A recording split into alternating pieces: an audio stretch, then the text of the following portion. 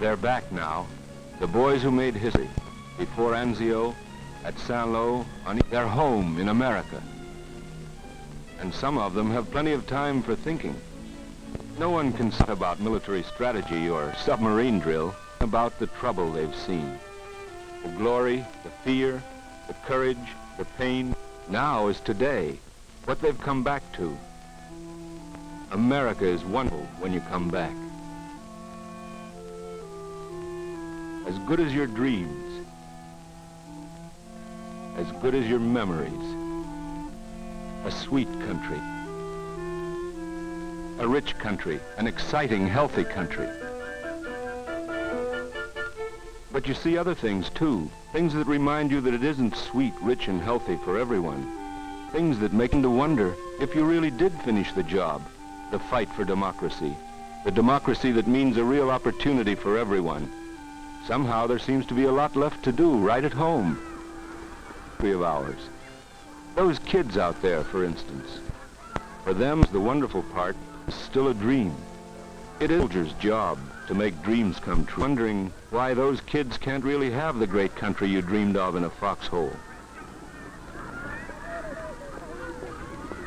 They're scattered like seeds all over a great fertile land. The stock is good and the land is rich. That should mean a bumper crop.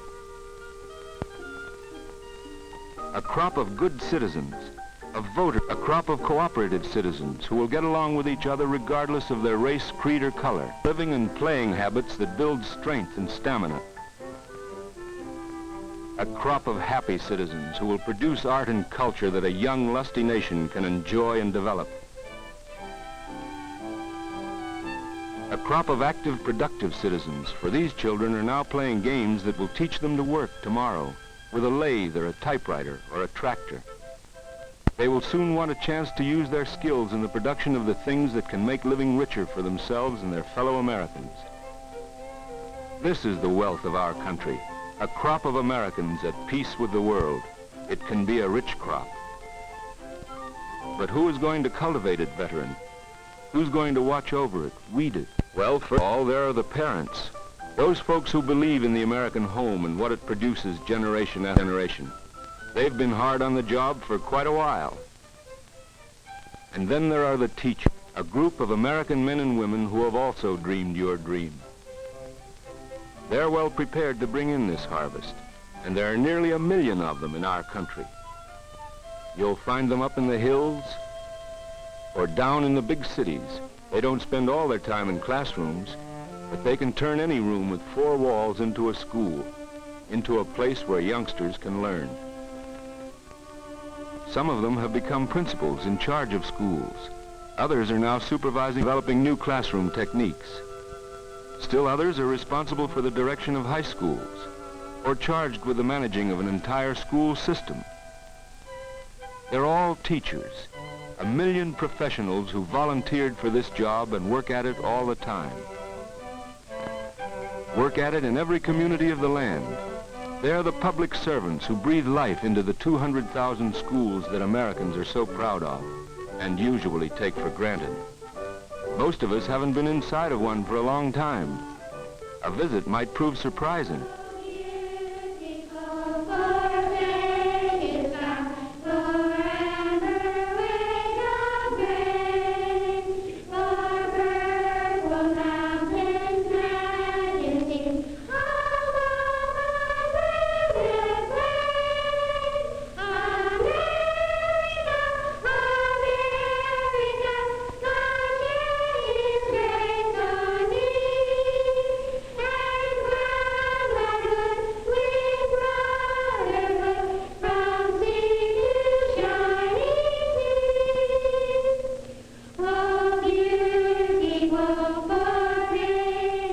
Yes, she's enjoying herself.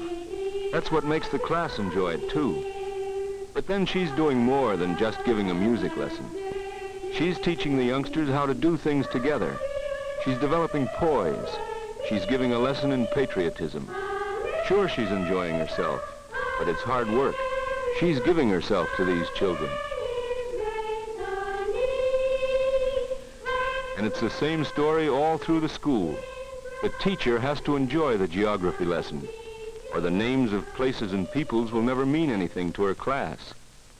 She has to find ways of making every lesson an interesting experience, even when the subject is simple arithmetic. She often relies on 4, 20, 8, 0, 12. 12? Yes, I think so. How can you find out? Had 4 4s. But the good teacher knows that a demonstration is more valuable than a correction. She must have the patience to prove the simplest fact over and over. 8, 12, 16. That's right, 16. Sometimes the school building is only the class's starting point, for it is often more practical to go out to life than to try to bring life into the classroom. Certainly this is true when the subject is soil conservation and when the school is located in the midst of farming country. The teacher must not only know his subject matter, but he must be familiar enough with the neighborhood and its people to make the lesson real and important. Someday these children may work this land themselves, if the teacher can make them love it and understand it and teach them to manage it efficiently. He is developing their pride in simple work and in the countryside which produced them, as well as teaching them how to prevent soil erosion. Another kind of pride is being taught in the history classroom, where the Panama Canal Purchase is under discussion. Well, maybe it's a great thing, but it seems to me we gave Columbia a pretty raw deal. What do you mean, a raw deal? Do you realize you're talking about the Senate and the President of the United States? They make the treaties. You don't think they'd give anybody a raw deal, do you? Well, I was only saying... I thought you were a patriotic citizen. You're an American. You're... Just a minute, boys. I think we're all patriotic Americans. But that doesn't prevent us from thinking about what we read or see or hear. That doesn't prevent us from talking about what we think. You must know, Tom, that in 1903, people throughout the country who felt that our treatment of Columbia was unfair, you wouldn't call them un-American, would you? Of course not. But it is un-American to suppress open discussion and criticism. We call that freedom of speech. That is something to be proud of. Well, let's get along with our assignment. And so it goes through the school day. Pleasant work, interesting work, valuable work, certainly. But energetic youngsters make great demands on the teacher, and healthy children are energetic children.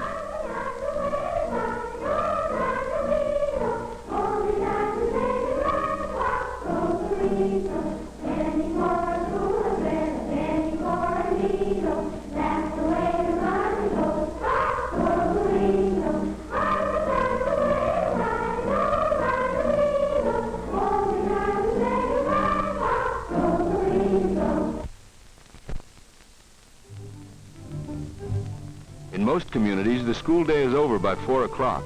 Over, that is, for the children. We've all seen them troop from the school buildings on their way to play and exercise.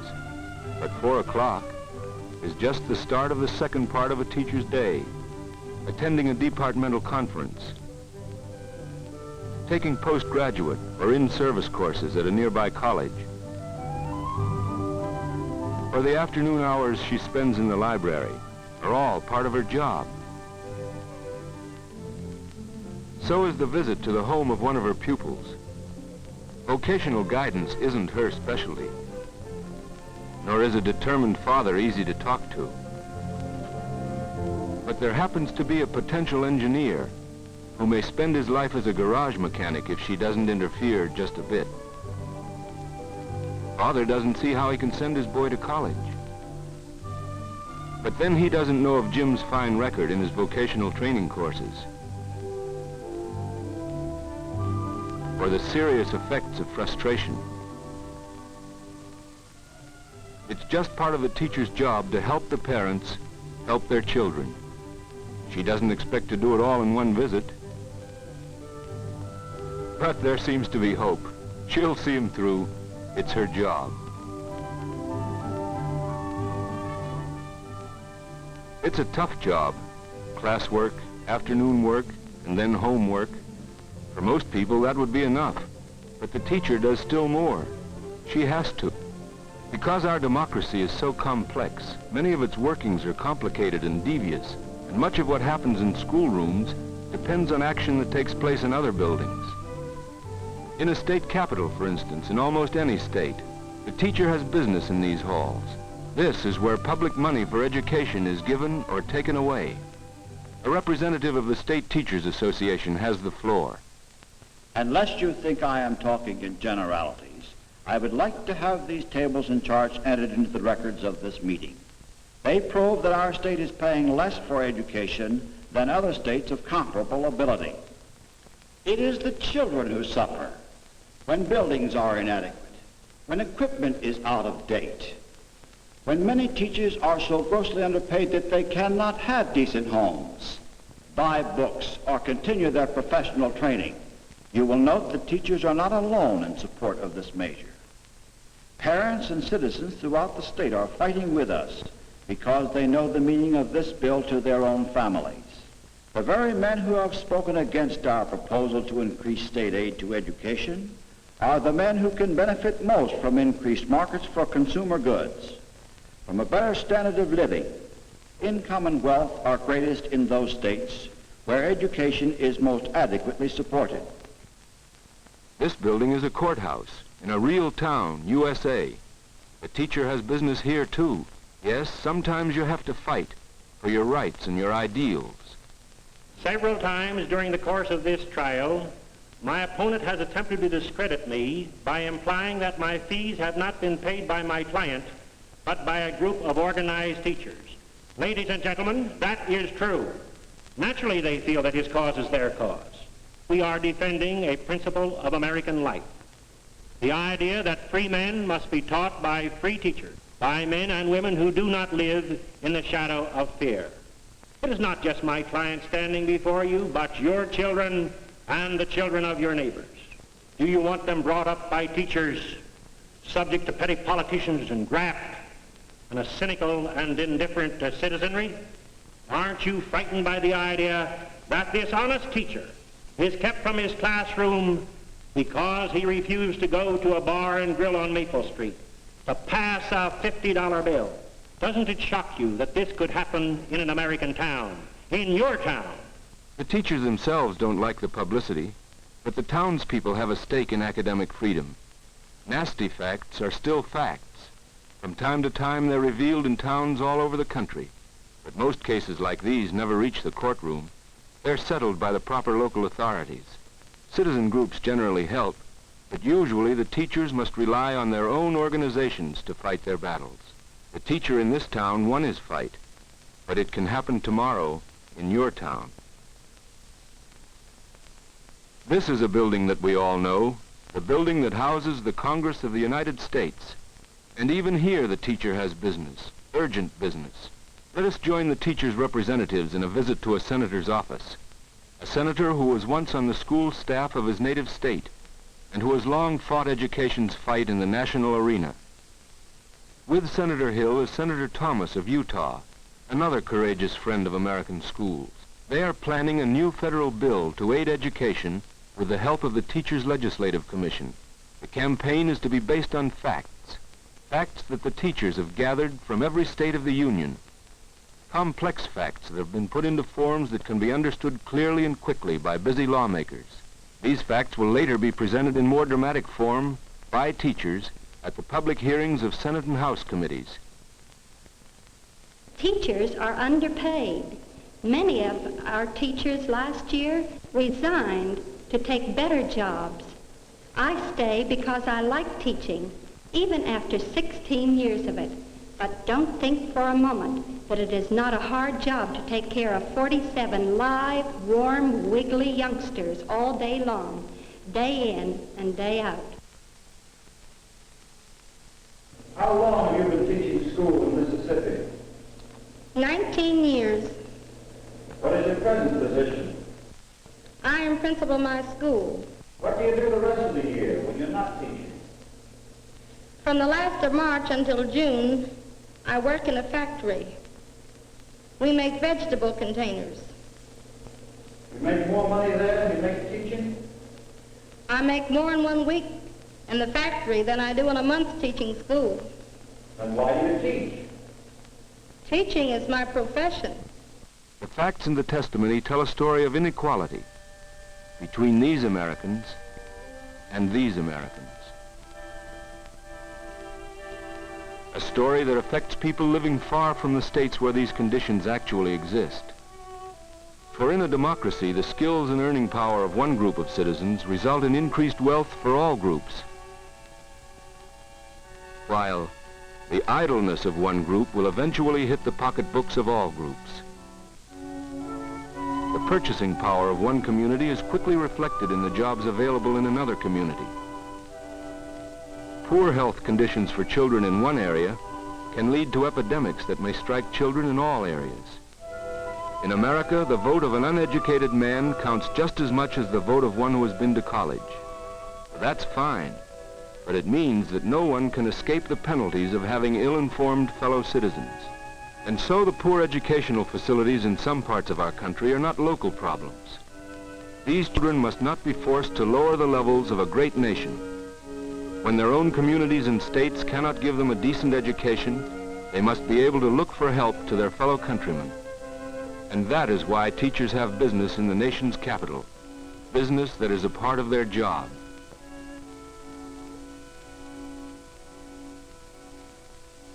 These are the grim faces of men who once threatened us with slavery. Behind the faces, there are twisted minds, and behind the minds, there were schools, distorted from the teaching of truth to the teaching of lies. And back of this would-be conqueror of the world is a false teacher, a whole series of false teachers who based their lessons on greed, cruelty, and the worthlessness of human life. Honest teachers were among the first prisoners in the notorious Axis concentration camps. This is what happened to truthful men in the nations ruled by fascists. To prevent such things from happening again, the United Nations recently sent to a security conference at San Francisco their statesmen and diplomats.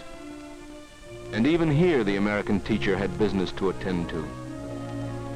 The business of meeting the teachers of other lands, of discussing mutual problems, of talking over the ways to make education a positive tool in the formation of real international understanding. The teachers wanted to help prevent false education from ever twisting men's minds again, and they succeeded. For the position of international education was clearly defined in the basic charter that has since been ratified by most of the United Nations. The charter infers that while the leaders of the people can make the peace, the people themselves must learn to live it. Now, in every land, in every language, the teachers have a key job in the most important business of all, the business of keeping the peace. But all of these many tasks do not keep our teachers from their jobs at home. As teachers and leaders of the community, they're working for a better America on the hometown front. It's noontime and the schoolrooms are empty. But Helen Clark, teacher, is the principal speaker at a luncheon of representative townfolk. She's talking about the relation between education and full employment, a subject of vital interest to her audience, of labor leaders and businessmen, of town officials and community leaders. She's telling them why good schools are important to them. And in the meantime, they're reading about education in booklets her fellow teachers have prepared and paid for. Just as we're all reading more about education these days, reading newspaper stories and magazine stories that the teachers have helped prepare. Yes, schools are in the air nowadays. People are talking about education with the teachers' help. In our town, the center of their activity is the local Teachers Association. It holds frequent meetings where competent speakers introduce new ideas relating to schools and school people. Soon some of these ideas will become realities in the classrooms of our town. Often when the general meeting is over, the teachers break up into groups. A committee on juvenile delinquency will be given the opportunity of seeing what is being done to solve similar problems in other countries. The environments are different, but the methods of correction may be interchangeable. The teachers use a modern medium to widen their experience. Another group of teachers examines a new device to test the eyesight of their small pupils. This evening, they're seeing for themselves, but their interest may later be repaid by fewer candidates for remediating classes.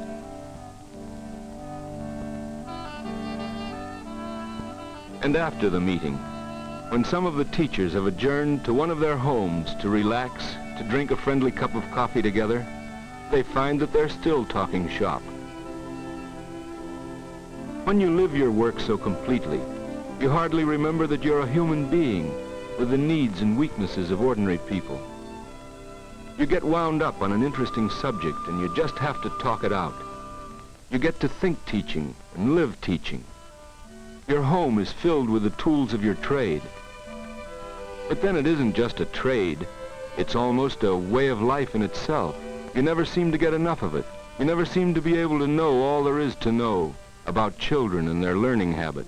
You're mixed up with something bigger than yourself. And that's not a bad thing. These modern young women don't lose anything by being in a profession worthy of great personal sacrifice, by doing work that challenges their ingenuity. They seem to be able to take the challenge in stride and come out the better for it. They're alert, charming, capable, strong in the knowledge of what they are contributing to the life around them.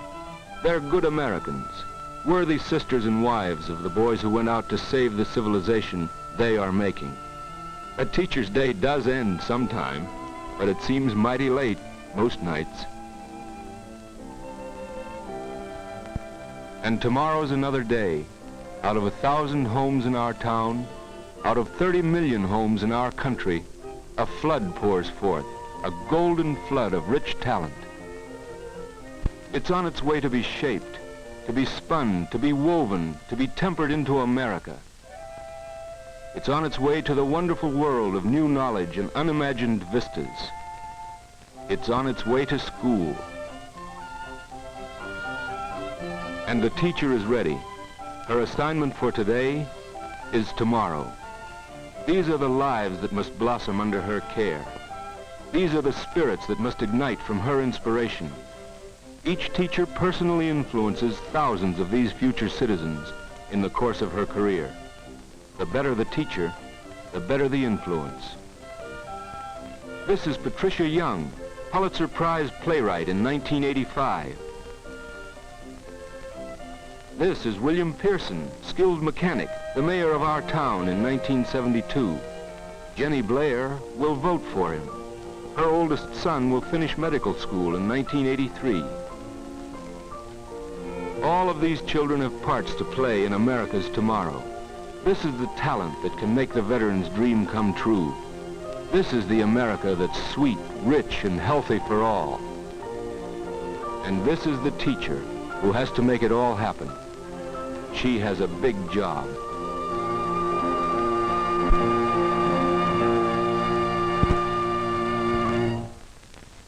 That was a picture of you teachers of America.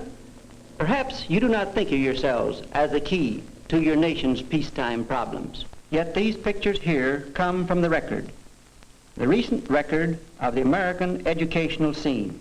This is what you have been doing as individuals, as members of local teachers' associations, as members of state associations, as members of the National Education Association. Many of the scenes have been familiar, too familiar perhaps, but others have been played in settings that are strange, with characters some of whom you do not know personally, even though they represent you in national affairs. Dr. Willard E. Givens, our executive secretary, can tell you more about the National Education Association and how it serves you.